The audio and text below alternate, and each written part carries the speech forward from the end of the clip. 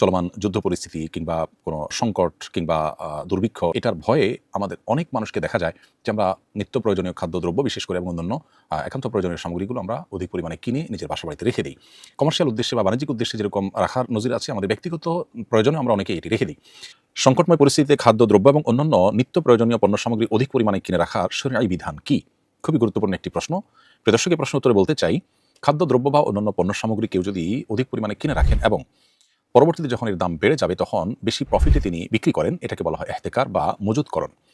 আর এর বিপরীতে নিজের বা নিজের পরিবারের জন্য জীবন ধারণ করবার বা ব্যবহার করবার জন্য যদি এই জাতীয় পণ্য সামগ্রী কেউ কিনে রাখেন বা জমা করে রাখেন, এটাকে বলা হয় ইদ্দেখার বা সঞ্চয় করা। শরিয়াত দৃষ্টিকোণ থেকে স্বাভাবিক অবস্থা যখন বিরাজ করে, অর্থাৎ কোনো দেশীয় বা বৈশ্বিক বড় কোনো সংকট নেই কিংবা যুদ্ধ পরিস্থিতিতে নেই এবং দুর্ভিক্ষ কিংবা দুর্ভিক্ষের ঘনঘটা বা পদধ্বনি শোনা যাচ্ছে এমন কোনো পরিবেশ পরিস্থিতি নেই, এরকম স্বাভাবিক অবস্থায় কেউ যদি কোনো পণ্য কিনে রাখেন যে এটা যখন দাম বাড়বে তখন আমি বিক্রি করবো, তো শরিয়াত দৃষ্টিকোণ থেকে এটি নিষিদ্ধ নয়। ঠিক একইভাবে নিজের বা নিজের পরিবারের ভরণ পোষণের জন্য যদি খাদ্যদ্রব্য বা অন্যান্য পণ্য সামগ্রী কেউ সঞ্চয় করে রাখেন, তো শরিয়াত দৃষ্টিকোণ থেকে সেটাও নিষিদ্ধ কিংবা নাজায়েজ নয় স্বাভাবিক অবস্থায়।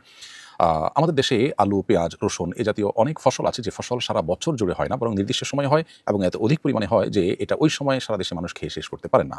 ফলশ্রুতিতে এই ফসলের একটা অংশ বরং রেখে দিতে হয়, মজুত করতে হয় এবং যে সময় ফসল হয় না তখন এটি মানুষের মধ্যে সরবরাহ করতে হয়।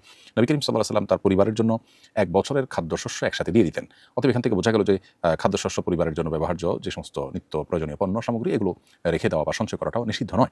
অনেক ওলামা ইকরাম অবশ্য নবী সাল্লাল্লাহু আলাইহি ওয়াসাল্লামের এক বছরের খাদ্য সামগ্রী দেওয়ার এই হাদিসের আলোকে এক বছরের বেশি সময়ের জন্য সেটি সঞ্চয় করে রাখাটাকে নিষিদ্ধ বা মাকরুহ মনে করেন, যদিও হাদিসে পরিষ্কারভাবে এক বছরের বেশি রাখা নিষিদ্ধ সেরকম কোনো কথা বর্ণিত হয়নি।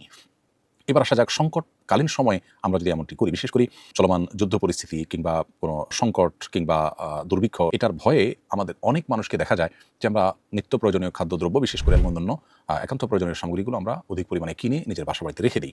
কমার্শিয়াল উদ্দেশ্যে বা বাণিজ্যিক উদ্দেশ্যে যেরকম রাখার নজির আছে, আমাদের ব্যক্তিগত প্রয়োজনে আমরা অনেকেই এটি রেখে দিই।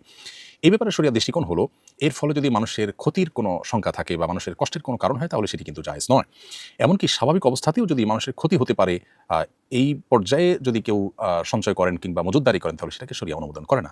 শরিয়ার মূল উদ্দেশ্য হলো মানুষের জন্য ক্ষতির কোনো কারণ যেন না হয়, সেভাবে নিজের ব্যবসা বাণিজ্য নিজের সব কিছুকে পরিচালনা করা। কারণ নবী করিম সাল্লাল্লাহু আলাইহি ওয়াসাল্লাম বলেছেন, লা দারারা ওয়ালা দিরারা, একজন মুসলমান কাউকে ক্ষতিগ্রস্ত যেমন করতে পারবেন না, নিজেও ক্ষতিগ্রস্ত নিজে থেকে হতে পারবেন না। আরেকটি হাদিসে নবী সাল্লাল্লাহু আলাইহি ওয়াসাল্লাম বলেছেন, মান দাররা দাররাহুল্লাহ ওয়া মান শাক্কা শাক্কাল্লাহু আলাইহি, অর্থাৎ যে ব্যক্তি কারোর ক্ষতি সাধন করবে আল্লাহ রাব্বুল আলামিন তার জন্য ক্ষতি সাধন করার ফয়সালা করবেন। কেউ যদি কারোর কষ্টের কারণ হয় আল্লাহ তাআলা তার জন্য কষ্টকে অবধারিত করে দিবেন। এজন্য একজন মুসলমান কখনো এমন কিছু করতে পারে না যা অন্যের কষ্টের কারণ হতে পারে।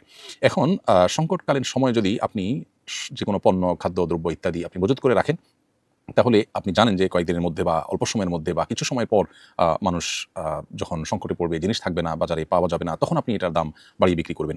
কোনো জিনিসের দাম বাড়তে পারে এটা জেনে আপনি বর্তমানে যা আছে সেটা আপনি সরিয়ে রাখলেন, পরবর্তীতে দাম বাড়ার পর বিক্রি করলেন।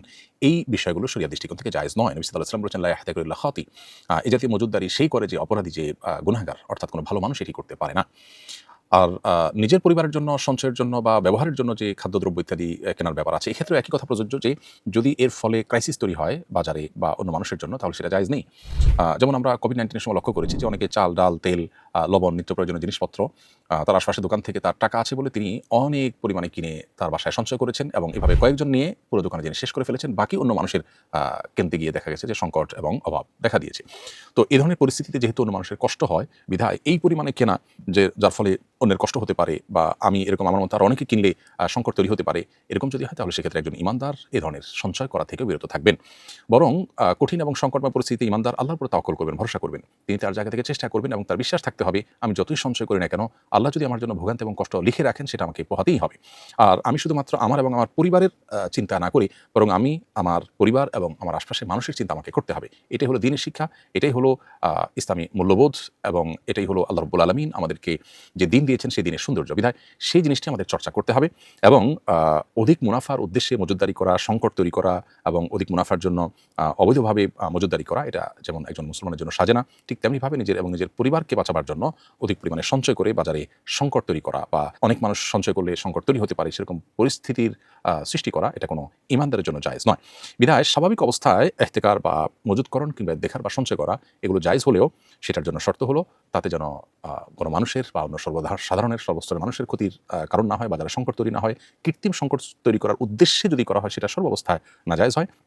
আর আপৎকালীন সময়ে সংকটকালীন সময়ে যুদ্ধাবস্থা বা দুর্ভিক্ষ চলাকালীন সময় বা দুর্ভিক্ষের ঘন ঘটা বা পদধ্বনি শোনা যায় এরকম সময়গুলোতেও আমাদের দায়িত্বশীল আচরণ করতে হবে, আল্লাহর উপর ভরসা রাখতে হবে এবং শুধুমাত্র নিজের এবং নিজের পরিবারের চিন্তা না করে গোটা সমাজের মানুষের চিন্তা করতে হবে, না হলে আমরা গুনাহগার হতে পারি, আল্লাহর কাছে জবাবদিহিতার মুখোমুখি হতে পারি। আল্লাহ রাব্বুল আলামিন সকল কঠিন পরিস্থিতি আমাদেরকে আল্লাহর প্রিয় পাত্র এবং একজন ইমানদারের যে চরিত্র সেই চরিত্র ধারণ করার তৌফিক দান করুন এবং নিজের লোভ মোহ এবং শুধুমাত্র পার্থিব লালসা এবং শুধু নিজ এবং নিজের পরিবারকে বাঁচিয়ে রাখার যে স্বার্থপরের মতো চিন্তা, সেই চিন্তা থেকে আল্লাহ আমাদেরকে বেরিয়ে আসার তৌফিক দান করুন। আস-সুন্নাহ ফাউন্ডেশন, উম্মার সাথে সুন্নাহর সাথে।